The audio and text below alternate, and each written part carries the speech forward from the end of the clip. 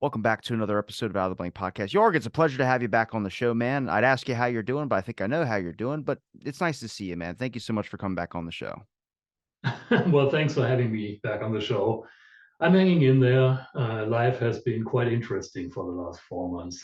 I know. Well, I got like I guess a raise at work, and you had a bunch of other stuff going on, and I didn't know about that your house got raided or anything. And we talked a couple months before, and I've recommended your site and everything to a bunch of UFO people. I said, no, he's got like it's just military stuff, like we talked about on your first episode. And then I started getting comments saying this guy's house just got raided. I was like, okay, whatever. Like you take those comments, you're like, all right, sure, and then like pat them on the head, and then you kind of put them in a different filtered section. And then I actually looked it up and it was true. And I was like, oh my God. And I sent you an email immediately because I was worried just because you're a nice guy. When you were on my show, we didn't get into alien stuff. We just got into the government. I'm like, you're not doing anything wrong. But I'm just curious what happened, as in the night that they raided your house, exactly the detail. You probably have said it on multiple different shows before, but I have no clue about it.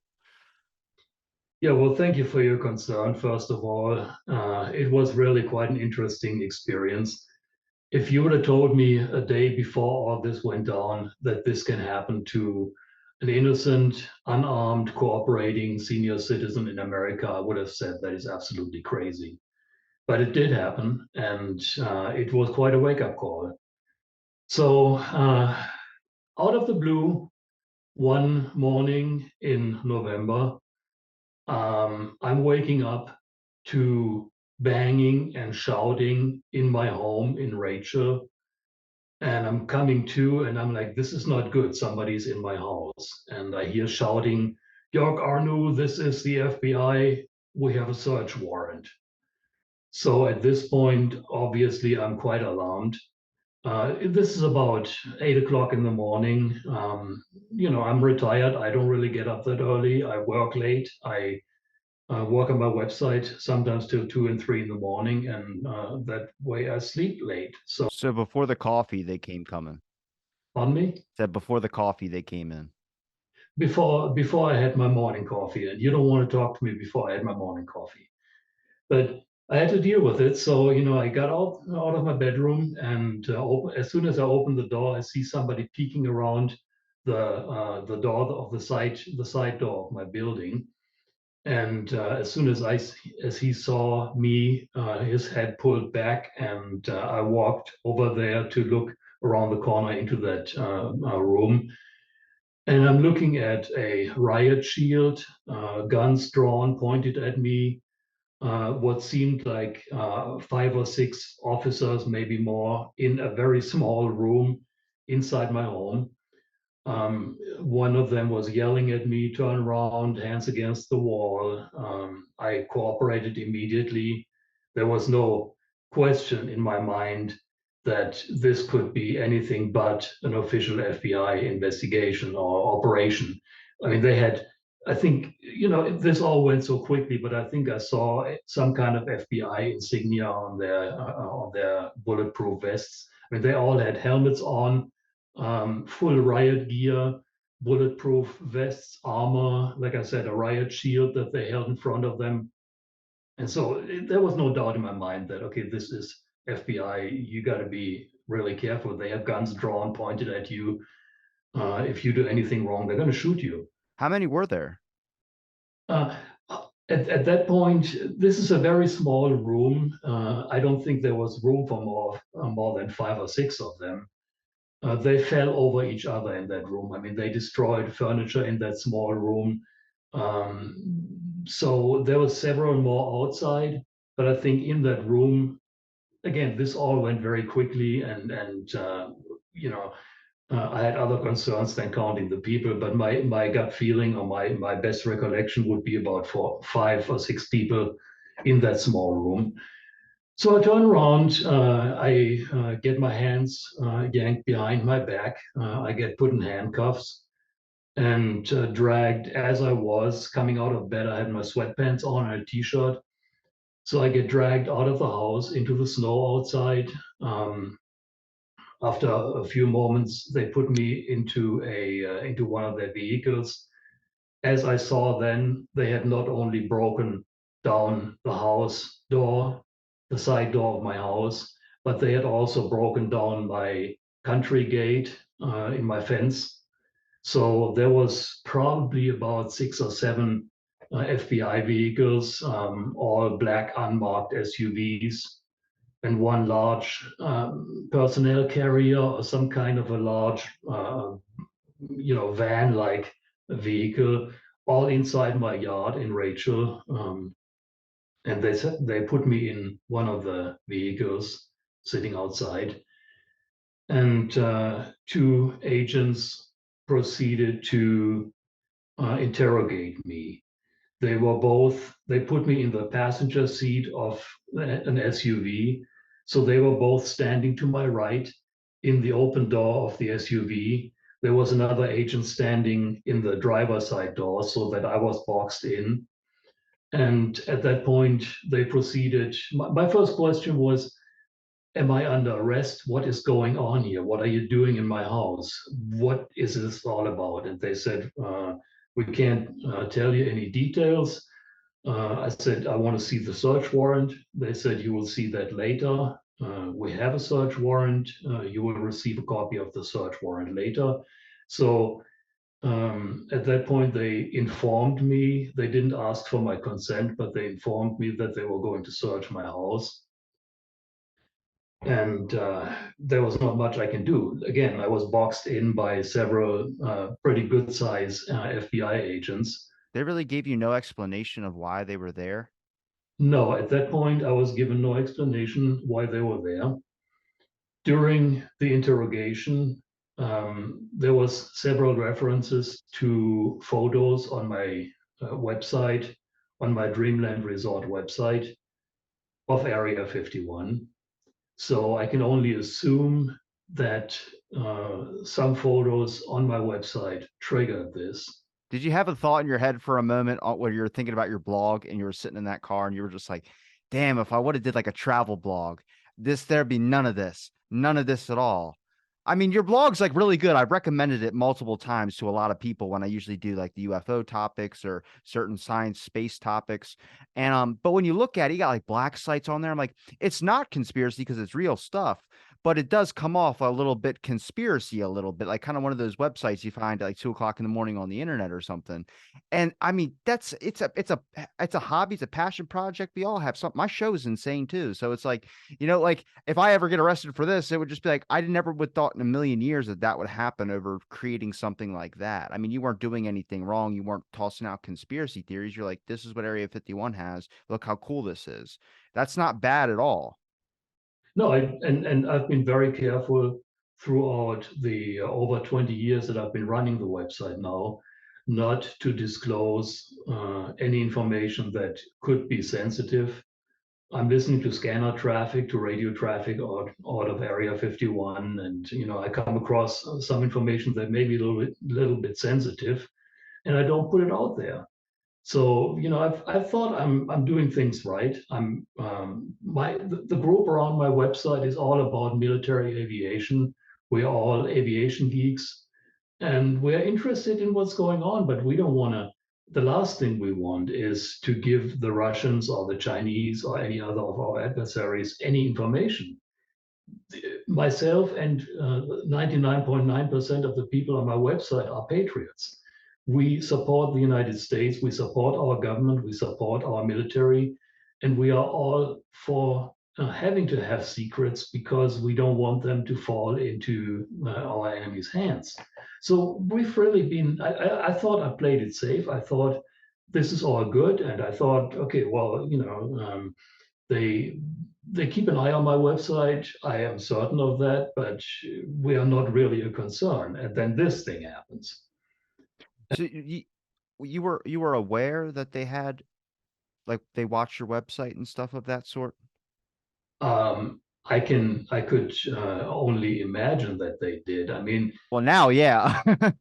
no, I mean, if there's a website about Area 51, the security, there's probably some poor guy on base whose job it is to keep tabs on not only my website, but all websites related to the subject to see if something comes up, if somebody gets out of line, if somebody posts on that website, well, we're going to storm Area 51 like we had a few years ago, you know. So I'm sure they have somebody whose job it is to keep track of probably about a dozen, 15, 20 websites that deal with that subject. So, you know, I was pretty sure that somebody's reading what's going on my website, but I didn't really anticipate that any of that would cause any concern. And the photos that I think, I still don't know what exactly it is, but I think the photos that triggered this were taken over 2 years before that raid happened. So, you know, I've had those photos up for 2 years. They've also been published in magazines. They've been published on other blogs. They've even been published on Fox News. They were taken not by me, but by somebody else. And that person gave everybody carte blanche, use them as you see fit. So, you know, these photos were used all over the internet. And all of a sudden, 2 years later, apparently somebody caught on to them and had a problem with them. So the way this happened, going back to you know, me sitting in that FBI vehicle, the first question that these people asked me is, "Are there any booby traps on the property?" And the guy says, "If any of our agents get hurt, that's going to be on you." I said, "Who do you think I am?" They think you're a prepper. That's what they think. They think you're a prepper. I don't know what they thought I am, but it couldn't be further from the truth. I mean, I said, "No, there are no booby traps. I don't have any booby traps on my property. I'm a retired guy. I'm a retired software developer. And I just live here to, you know, I want to be left alone. I want to do my own thing. And no, there are no booby traps." So, you know, they proceeded to interrogate me. And at some point, fairly early on in the interrogation, a reference was made to, I have to say that I have that home in Rachel and I also have a home in Las Vegas. My girlfriend at the time, my girlfriend was in Vegas at the time. So at some point during the interrogation, a reference was made that all of a sudden made me realize it's not only my property in Rachel, but it's also our home in Las Vegas that is being searched. And my girlfriend is in the middle of all this. And I said, I don't say a word anymore. I want to talk to her. I want to know how she's doing. I want to make sure that she's all right.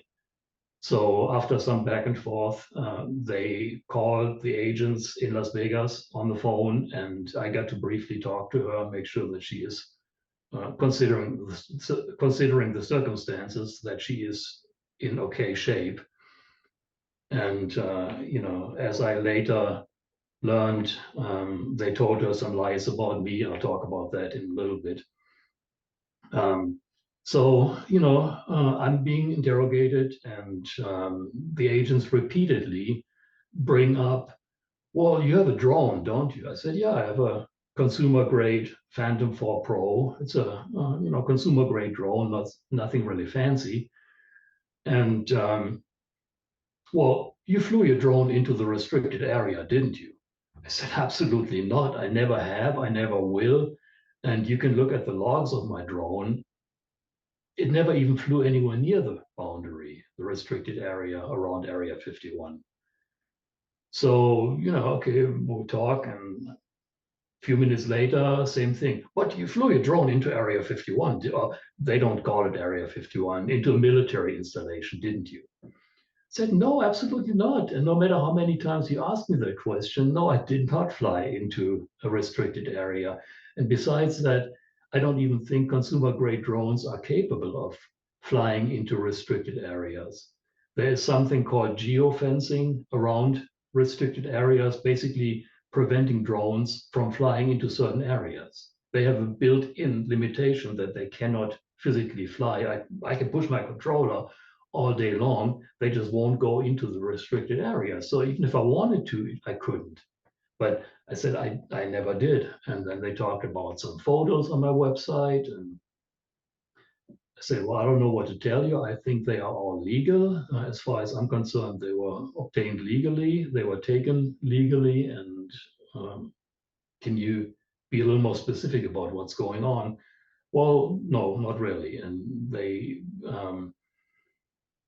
at the end of the search, all the while this is happening, probably about a dozen agents are going through my home and searching my house in Rachel. And as I later learned, also the house in Rachel in Las Vegas. When you were in that, when they were interrogating you, were you out for like in the street for the public to see as well too? Did the neighbors come out and see anything, say anything? As a matter of fact, yes, I was outside. I was sitting in an SUV, a black SUV that the FBI apparently likes to use. And yes, I was in full view of the neighbors.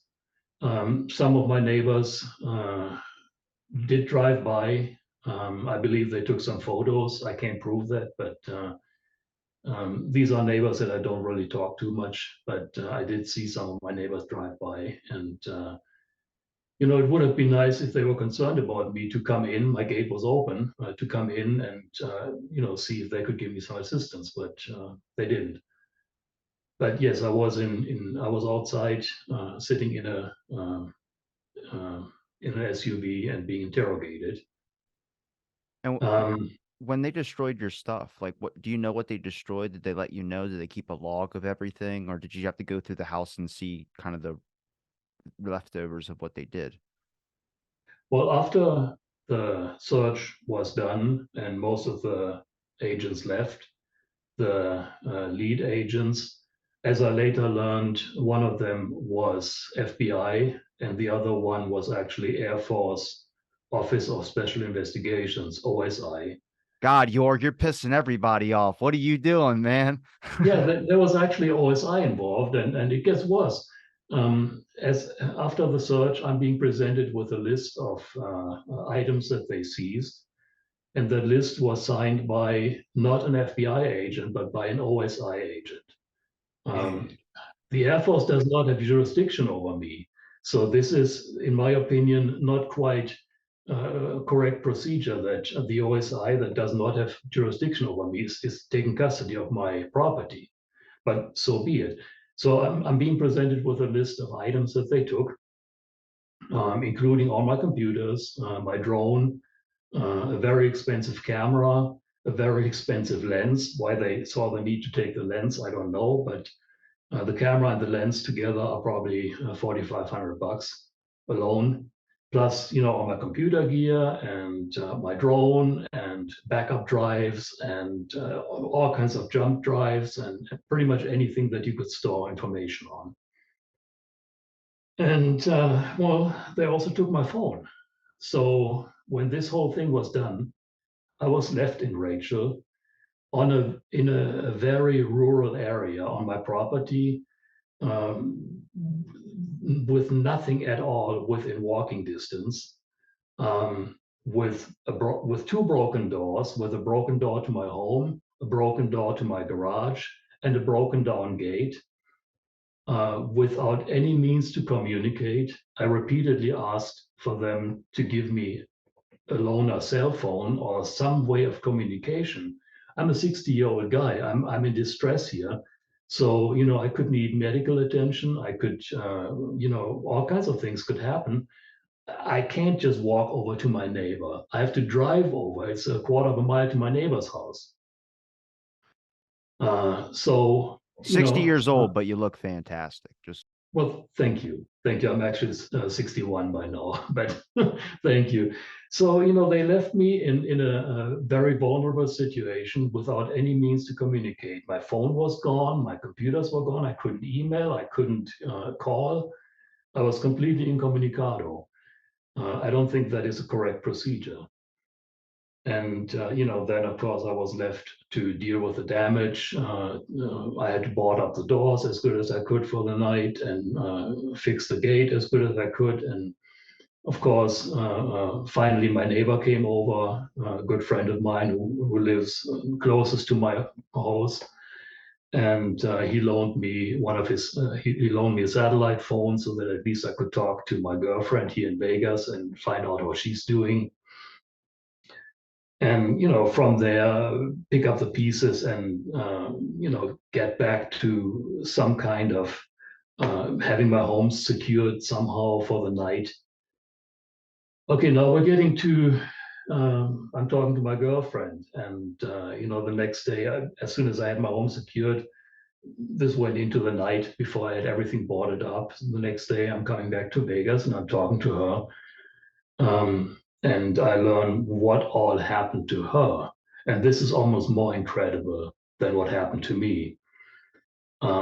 Same thing in our Vegas home. They broke down the front door. Um, Caused, well, I'll talk about the damage later, but caused a lot of damage, obviously. Um, she was woken up out of bed. She was literally in her underwear, asking from the top of the stairs, "What's going on? Who is in our house?" And they ordered her to come down as she was. So she walks down there literally in her underwear. As she comes out of bed, they drag her out of the house in full view of our neighbors in her underwear, make her stand in the street for a while, and then finally they put her in one of the FBI vehicles in the Las Vegas location. I think that is extremely demeaning. She was completely cooperating. She is also in her 60s. So there's no reason. She wasn't a threat. She didn't have a gun. She didn't resist. She cooperated immediately when they told her to come down the stairs. She did. She didn't even put on any clothes or anything. And they drag her out in the streets in her underwear in freezing temperatures. That was a very cold morning. I'm so curious of what they were thinking about you guys that made them do that. If you saw you were cooperating with it all, like if anything, grab a blanket or a shirt or something, pants, do whatever. Someone can get dressed in time. You can at least offer that up if you're going to have them stand in the middle of the street, but they were just not having it. They were just get outside and listen to what we're saying. Yeah, she even asked, "Can I go back and get at least a robe or something to cover myself?"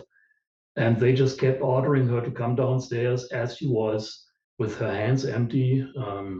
And they proceeded to yank her hands back behind her back and dragged her out of the house. No concern for her privacy whatsoever. And I can only imagine what our neighbors must have thought when they saw about a half dozen black SUVs in our driveway and around our house.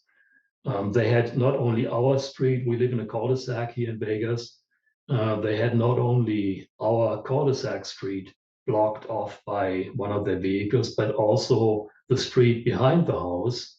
Apparently, they were under the impression that we are some hardened criminals and somebody might make a run for it, jump the fence in the back of the house, and disappear in the street behind our house. So they had two streets completely blocked off in our development. And I can only imagine what our neighbors must have thought. There's a drug bust going on. Who knows what? I was about to say he's the goddamn kingpin of Vegas over here. That's what your neighbors would have been. I would have been thinking that with black SUVs. That's everyone's first thought. Yeah. And, this was extremely embarrassing for me to have to go around the neighborhood and to let our friends in our street know and people that we have, not so much contact with, to let everybody know. There's this neighborhood app that we were able to publish some information about this, let them know, hey, we are not hardened criminals. This was all a big misunderstanding and this was completely blown out of proportion. All is well. Don't worry. The neighborhood is not going down the drains. It's not going to become a drug neighborhood. We live in a fairly nice neighborhood here in Vegas. And, if I would have seen that in my neighbor's home, I would have been concerned about the neighborhood going down the drains. So, you know, it was important to me to let my neighbors, my immediate neighbors, know in person, and the rest of them we let know through the neighborhood app that, hey, look, it's all good. We're okay. It was all blown out of proportion. Don't worry. We are not drug lords.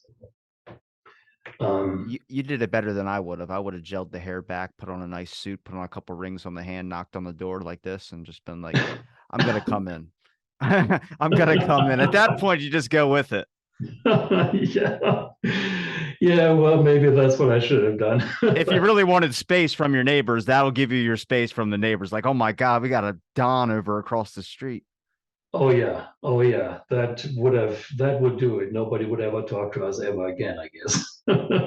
But When you explain the situation to your neighbors, did a lot of them understand? I have to feel like they would be able to tell that you're not like obviously a, dangerous person at all.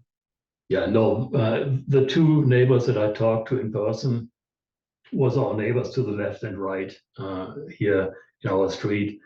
And they say they didn't really see it happening. They, I guess, heard some stories or whatever. They were totally understanding. I mean, we know them, we are friends with them for years. So, they know that we're not bad people. But it was important to me to let them know, hey, look, it's all good. I mean, they probably saw the busted door and all that. So they were totally understanding. I mean, we didn't get any static, but it was embarrassing to, the simple fact that our neighbors must have thought that we were some drug dealers or worse.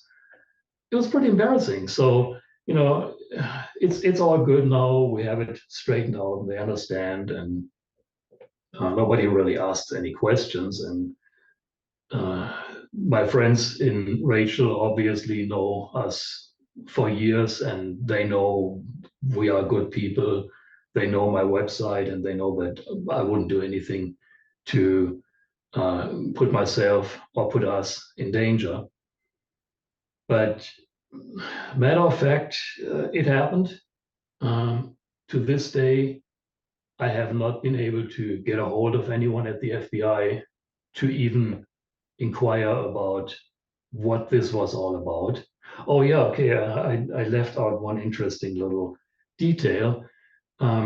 When this whole thing was over in Rachel, I was handed, like I said, a list of seized items, and I was also handed a few pages out of a search warrant. The pages start at page 40. So the search warrant is missing 39 pages at least. The first 39 pages, it starts at page 40.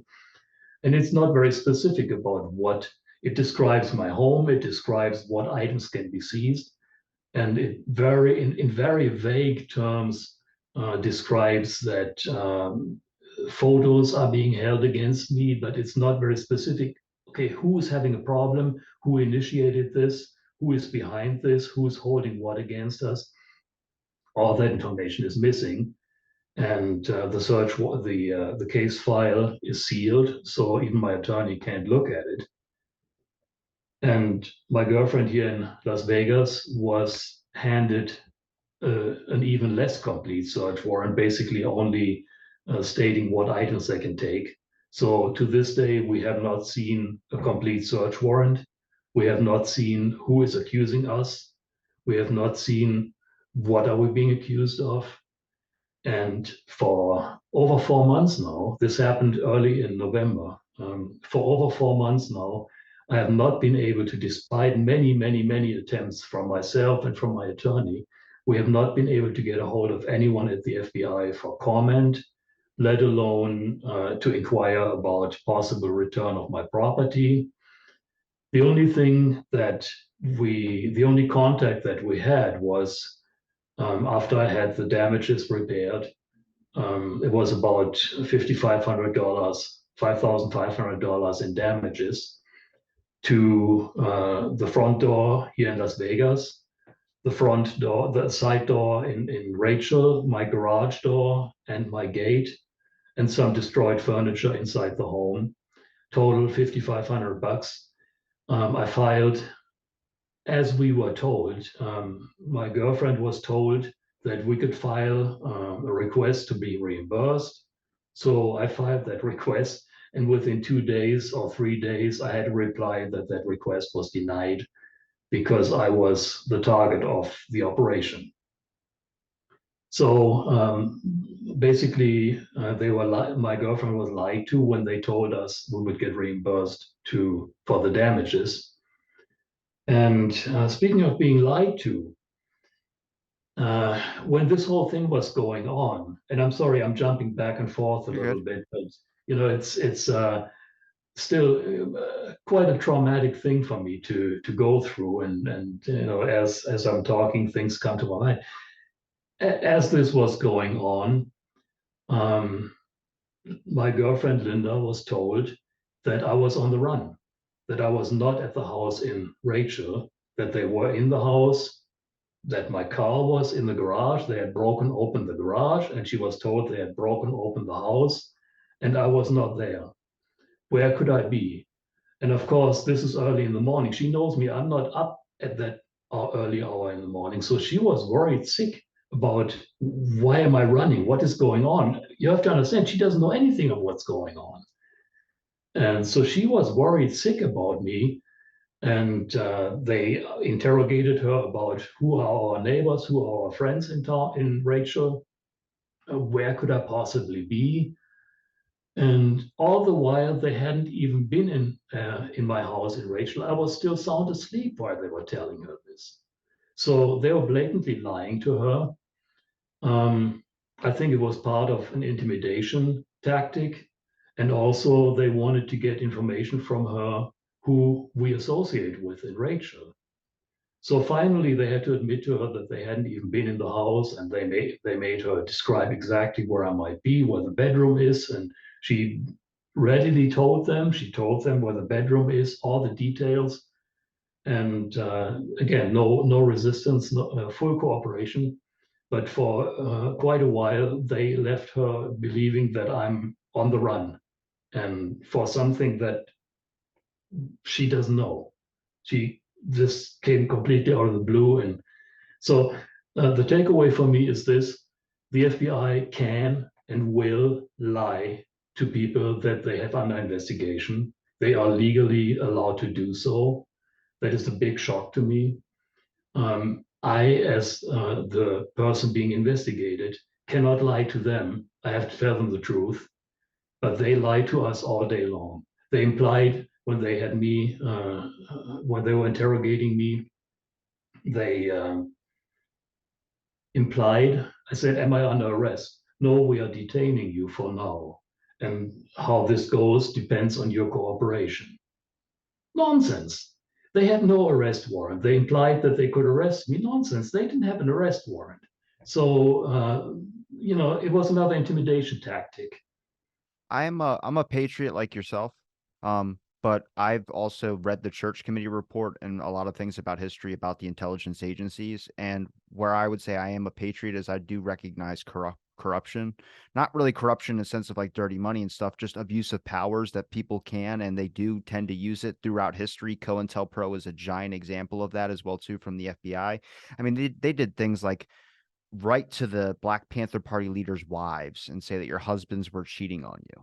Like just weird, like mind game tactics and their little guidelines, much like the CIA with national security. I learned all this because recently I've been talking nonstop about the Kennedy assassination, especially that document release of dumps that just came out. I've spoken to people from the HSCA, the ARRB, many judges and everything about this because it's something diving into. I started learning a lot more about the history of these agencies and also guidelines that they kind of go by. And you realize like they really have full control to do whatever they want to do whenever they want to do it. I mean, you could label something domestic terrorism. And that's my first thought when I saw you got raided was like, are they calling him a spy? Are they calling him something like that? Like, I have no clue, but that's what they use. And then nobody usually asks questions because, like, okay, go ahead and do whatever you want because it's seen as protecting America. And it's like, look, if you're a patriot, you got to understand every individual has rights. And at any moment, that could happen to you. You know, it happened to you, but then it could happen to anybody just for the simplest thing with no explanation why. And then you got to go through the hardship, and not even just the physical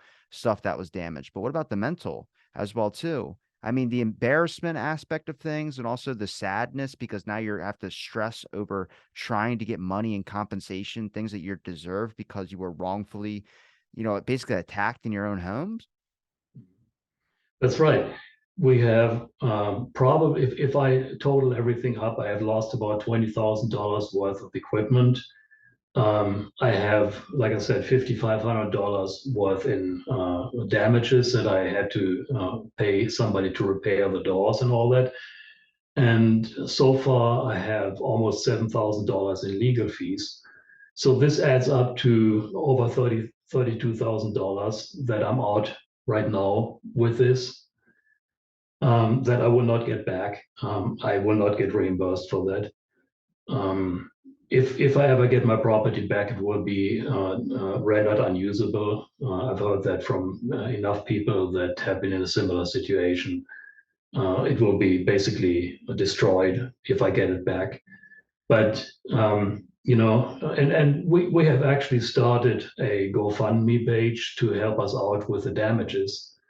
If anyone out there listening would like to help us with our financial hardship, there's a link on my website, dreamlandresort.com, and it gets you to the GoFundMe page, and any help is appreciated. We've already had a lot of help from people, which we are very grateful for. That is, really reassuring to see all that outpouring of support. I'll make sure I link it in the description of the episode as well too, to make sure people can be able to click on it. But you don't get any compensation for any of that? They don't. I feel like you're due some charges. I mean, when did you make the choice to reach out to news? Like, how did news catch word of it? Well, at first, it was I really played it down. I didn't know what I'm dealing with, so I played it down, and I was invited to the Tucker Carlson show to talk about this. I turned the invite down at first Hey, because you I did too. I did too. I got an invite and I turned it down. really, well, I did later talk to him, and he was very understanding, very supportive, and it has brought a lot of attention to our case. But at first, I just didn't know what I'm dealing with. So I said, I talked to a local investigative reporter here in Las Vegas, and I just kind of kept it low profile. All the while, we are kind of picking up the pieces. We are traumatized. We wake up in the middle of the night hearing a noise outside and look out the windows if they're coming back. I mean, this is a very, very traumatic thing. They have really done a good job intimidating us, traumatizing us, and wearing us down. But as time went by, I felt the best course of action is to bring more public interest to bring more attention to my case. I know there's a lot of interest in things like this. It's just very hard to get the word out. I mean, you especially when people hear Area 51, FBI raid, immediately they think you're some UFO nut that goes public with something they think they saw. And I don't want to say anything bad about the UFO community. It's just there's a stigma that Yeah. is automatically there when you talk about Area 51, and then you talk about the FBI raiding your home. Tell me People about say, it. yeah, well, that's just I'm talking about the Kennedy assassination. You know how much stigma that gets? Like, that's same thing. Yeah, ridiculous. same thing. It's just unfortunately certain things are so stigmatized in the public opinion that you can't really have a sensible discussion about it. People immediately think you are some nutcase, some conspiracy nutcase that uh, doesn't know what he's talking about, and is making stuff up. I've been accused of making things up and worse. No, I'm not making any of this up. It happened. It can happen to anyone. And what happened to us was a huge wake up call for us. We are both patriots. My girlfriend is actually a member of the American Legion Auxiliary. She is an officer in the American Legion Auxiliary. We are both patriots. We would have never ever thought. I, Over 20 years ago, I chose to become a citizen of this country, coming from Germany. The reason I became a citizen was, or one of the reasons, what triggered me going for citizenship was the September 11 attacks on our country. I said, I am part of this country. I want to become a citizen. I want to show my support for this country. I'm no longer a German. I am an American now, and I want to show that. So I became a citizen over 20 years ago by choice. I'm an American by choice. I support this country. And that this kind of thing could happen to us over some bogus drummed up charges is unreal. So Did you we've try and tried to. Well, so did you try and minimize the site down at all? I mean, did you go back to it and start working with it or change anything up? I wish they would have just told you, like, hey, this is what it was that got us, so you could take it down from your site. I don't think you wouldn't have made a big deal about that, but they did all this at this point. I would just be like, I'm going to keep my site the way it is and keep looking into stuff. Correct. I've actually stated on my website repeatedly that I would hope that if I ever inadvertently publish anything that goes against national security, that somebody would pick up the phone, give me a phone call, tell me who they are, and tell me what I need to remove, and I'll remove it. I am a patriot. I don't want to disclose. The last thing I want is do anything that furthers that helps our enemies. And so I've stated that several times, repeatedly on my website, that if anyone ever has a legitimate problem with something I'm posting, I'll take it down. Just let me know. None of that ever happened. And I have removed some photos that, to the best of my imagination, I think could have triggered this, even though they are legal. They were taken legally, they were displayed legally. They are also being displayed on many other websites and news outlets. But I've removed some of those photos.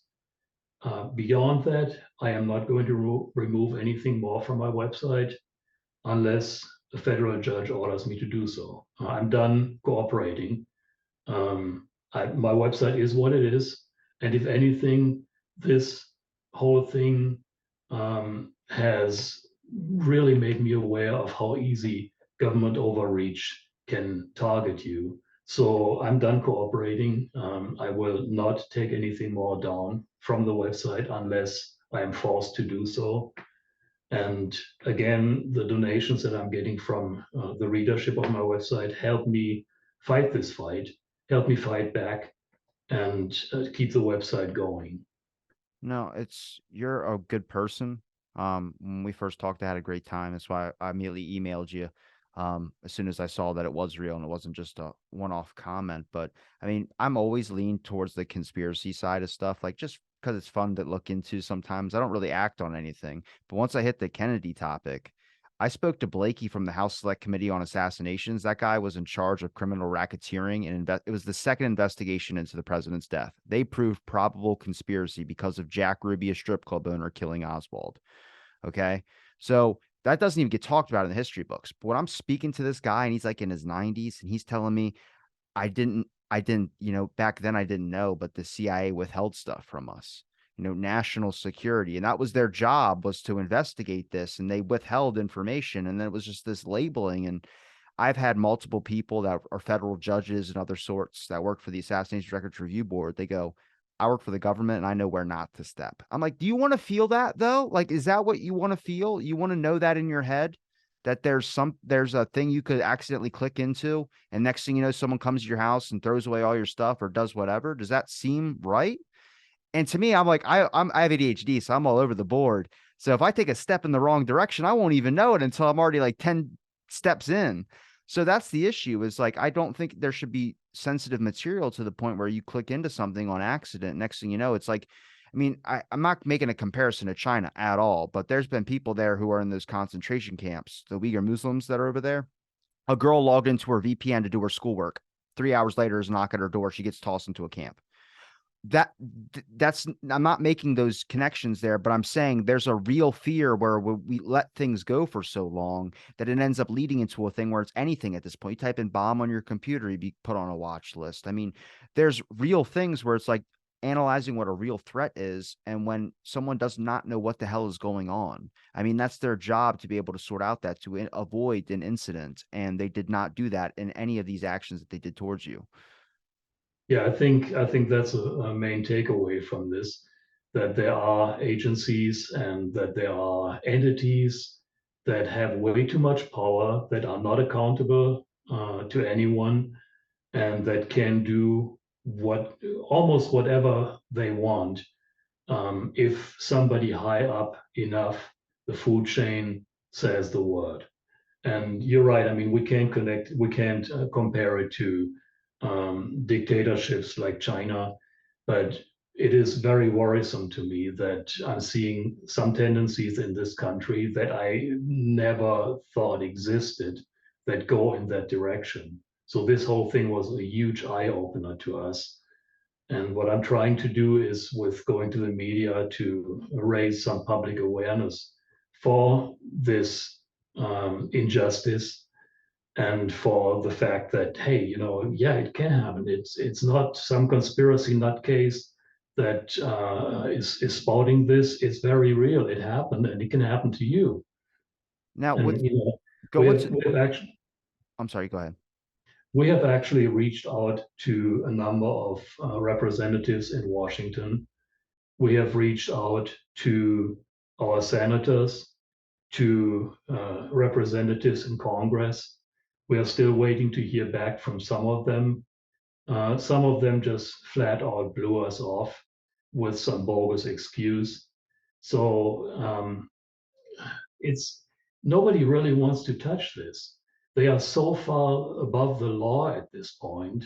And when I say they, I'm talking about all the three-letter agencies out there.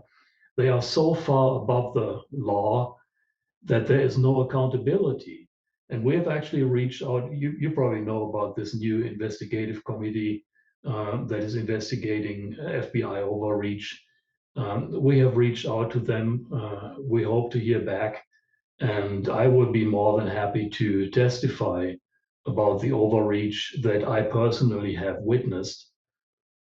This has gone way too far.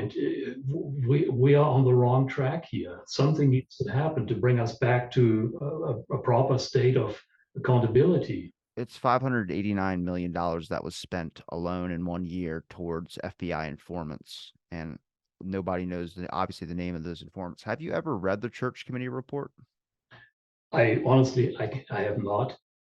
I am not a very political person. It's not even politics. It's just really history. A long time ago, and I swear this should be recommended reading for everyone. This will just, and you can look up the videos of it too. Senator Frank Church got a committee together to look through all the CIA's abuses of power, basically. This was around the time of Watergate. So this is a lot of stuff. But there's a document you can look up. It's 780 something pages long. And you can look up the video too on YouTube. They show a literal heart attack gun. The guy's holding a gun with a giant scope on it. He's like, "What is this?" And William Colby, one of the CIA directors at the time, who exposed a lot of the nation's or CIA's secrets, he goes, "It's a heart attack gun," and it's a YouTube video you can watch. It's on C-SPAN. So you're watching that, and look, like I said, I'm into the conspiracy stuff, but I saw that, I was like, I labeled that a conspiracy, and then I saw that, and I was like, it's real. And I mean, the Church Committee report, they go into things like CIA influence on college campuses. They go and try and recruit agents there, and the issue with the accountability there is that if these agents get caught, they don't tell these kids what happens if they get caught. If you get caught, the agency does not know you. You're on your own. And I've had his name's Vern Lyon. You can look up his law profile. He was in, God, I don't want to say the wrong prison's name, Leavenworth or something. He was in there for 45 something years. So his he was picked up in on a college campus by the CIA. He went to Cuba and a bunch of stuff. It sounds so insane, but you're listening to it. He's like, he's not saying anything cool though. Like he's not talking about drinking martinis. He's just talking about he was helping Castro make it rain in Cuba, a low-level science thing, but he gets into such specific details where I'm like, it's not like I don't think you're lying to me. And then I looked up his Law Justica profile. It literally says two agents came into the federal judge, they went into a back room, then all charges were cleared. I was like, yeah, but you just lost like 40 something years of your life. Like your charges aren't clear. And that's kind of what got me interested into the transparency aspect and understanding that. But I would recommend the Church Committee report. Just take a look through it. You probably find it really interesting. There's a lot of stuff in there that I would have never even thought of that they were. I mean, it's from like the 70s, but I've talked to people even today, the professors that work at college campuses, guys who've written books on them, say the CIA still goes over there and funds academic research into certain aspects of things, which is like, that's fine if they know what they're getting into. Like, I mean, I don't really want them on campus at all, but if you understand, like, there's no explanation of what these people are getting into. And I mean, you can take it back to Hollywood. I had many documents on this as well too, which is the FBI's influence into Hollywood. I mean, there was a production code office by the FBI that the bad guys can shoot as much as they want, but they have to miss. And then if you start recounting all the times you see agents in movies, you start going, you know what? I do think they are badasses when they come on the screen. And it was like, yeah, that was good old J. Edgar Hoover. He was getting his G-men and everybody to kind of control Hollywood a little bit, just as like a propaganda thing. But every country does propaganda. It's not just us, it's everybody. But understanding that, you start going and you go, you know what happens if I like don't like some of these things? What can we do? And that was the idea that was trending recently, which was a second church committee to really understand what are these agencies doing? I mean, I know somewhat of the FBI and the CIA, but I have no clue on the NSA. I don't know. They have documents on the FBI and CIA, but I'm down this historic rabbit hole now. But I think it's important because then people like obviously I love this country a lot. I love being here, but I also don't want someone to get their whole life trashed or thrown away. I mean, how many people could be just locked up? I mean, that's what's the worst part to it is like there's that probably happens on like a daily basis and we either don't hear about it, which is so smart that you went to the media because now they can get your story out there as well too, as long as you have documents and stuff to be able to help out. Like here's what they were given, they gave to me. So then because if you just went and told someone on the street, they would not believe you. It just sounds so out there that it would be impossible. So that was a really smart thing you did. Yeah, I think that's why it is so important to go to the media, because otherwise, if you hear something like this secondhand, you would think, and I would have thought a few months ago, this is crazy. This is just somebody making stuff up to appear more important. I don't want to be important. I just want to be left alone. I'm a retired guy. I bought a property in the middle of nowhere and developed it for the sole purpose of being left alone, of having my peace and quiet. I like nothing more than my peace and quiet, but I seem to find the exact opposite. So I'm not looking for the attention. I'm just causing the, or I'm just furthering the attention now as my only way to maybe get some justice going here. But in general, if a lot of these situations, if you had told me about those a few months ago, I would have completely dismissed it. Now I'm a lot more open to believing and to looking into the details of some of these I'll situations. I'll send you the church committee report. I mean, you can look up the heart attack gun too, but I mean, I have plenty of Kennedy episodes you would probably really like. Like a lot of the people I deal with, it's just straight. I mean, I have 64,000 things of documents I've been through. I haven't really said it out loud yet, but I'm putting together a film about the assassination, just showing people from 63 to what we know now. I mean, I've been saying it for months before Tucker Carlson said it. And then when he said it, I had a bunch of people go, "This what you were talking about?" I was like, why did he have to verify it for me if I have the documents to back it up? You know what I mean? But it was just like, I mean, I'm an insomniac, so I'm up middle of the night, going through documents and stuff for free time. I read the whole church committee report, but it's definitely something everyone should at least know about because it is historical. It's on the history collection site.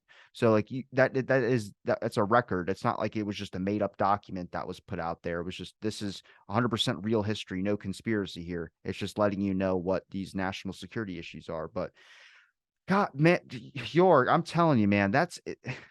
I'm sorry that happened to you. I really am. I mean, I joke about it. I think the FBI is watching me. That's like a joke, but I mean, dude, that's just I could not imagine being like. I mean, I don't really have anything expensive. Maybe Yeah, this. you get on the wrong side of the law, or not even of the law, of their, you get out of their good side and you get on their bad side, and you don't know what's going to happen. They don't even tell you what's their good or bad side. You could spit in the wind and they'll be like, nope. And what's interesting is I requested my FBI file, the Freedom of Information Act request, after this happened. Within a few days, I was denied because I was the target of an ongoing investigation. Even my girlfriend, who has nothing to do with my website, she wasn't even part of the search warrant. She wasn't even mentioned in the search warrant.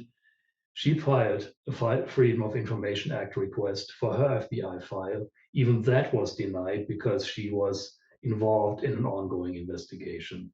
So, somehow the people up there somewhere, up there in the cloud, whoever they are, have the right to just randomly deny you legally obtainable information because they think that you're a bad guy and they want to investigate you.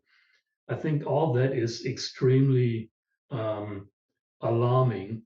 It's alarming me, I can tell you that. And we are not, we are, I have started a new website. It's also linked. I'll send you the link. And if you'd be kind enough to put it on in the captions with the video. We have started a new website about this whole case where I'm talking about what happened. There's more information. There's some photos of the damage that they caused, and there's also some more information about all the stuff that's happened to us. I'm planning on expanding on that website and really kind of make it a website to inform people of all the bad things that can happen very quickly without you even seeing them coming.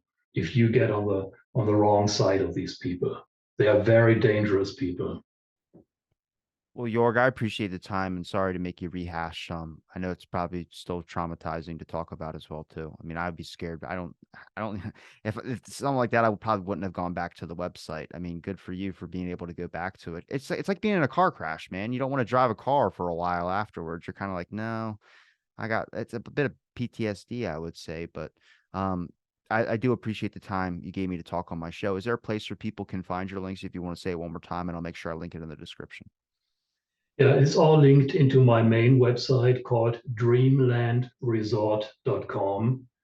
On that website, I have links to the new website, which is called Area 51 FBI raid.com, all one word.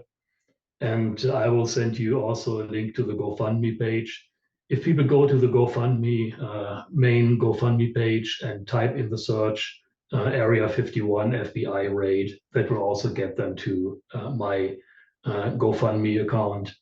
I appreciate anyone's support, financial help, thoughts, prayers, whatever they can offer. We have had a tremendous outpouring of support already, and I really, really appreciate it. And we hope to finally get this straightened out and move on with our lives. And I'm going to link your links in the description. Thanks everybody for listening to this episode of Out of the Blank. Stay tuned for our next episode.